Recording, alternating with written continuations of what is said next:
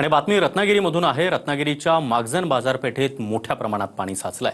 काही दुकानं पूर्णपणे पाण्यात बुडाली आहेत। नागरिक आपल्या दुकानातील सामान कसंबसं बाहेर काढतायत। हे दृश्य आपण पाहतो आहोत। दुकानांच्या छतापर्यंत हे पाणी पोहोचलेलं आहे, त्यामुळे पोहत जात आपल्या दुकानातील जितकं साहित्य वाचवता येईल, बाहेर काढता येईल ते बाहेर काढण्याचे प्रयत्न इथले नागरिक करतात। पाहू शकताय माझ्या दुकान आहे, या दुकानामध्ये अशा पद्धतीचा माल आहे।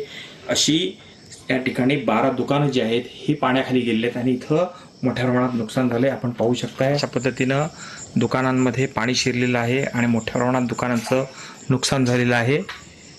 आपण पाहू शकताय इथं यायचं झालं तर पोहत यावं लागतं। दुकान मालक आतमध्ये पोहत येतात।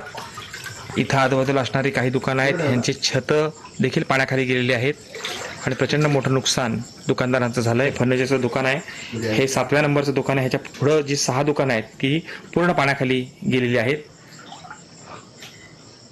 अजूनही पावसाचा जोर वाढत राहिला तर मात्र दुकानांमध्ये पाणी अजून घुसणार आहे। काही दुकानं आहेत ती पूर्ण छतासह या ठिकाणी पुराच्या पाण्यामध्ये खाली गेलेली आपल्याला पाहायला मिळतात। कृष्णकांत साळगावकर, टीव्ही मराठी, संगमेश्वर, रत्नागिरी।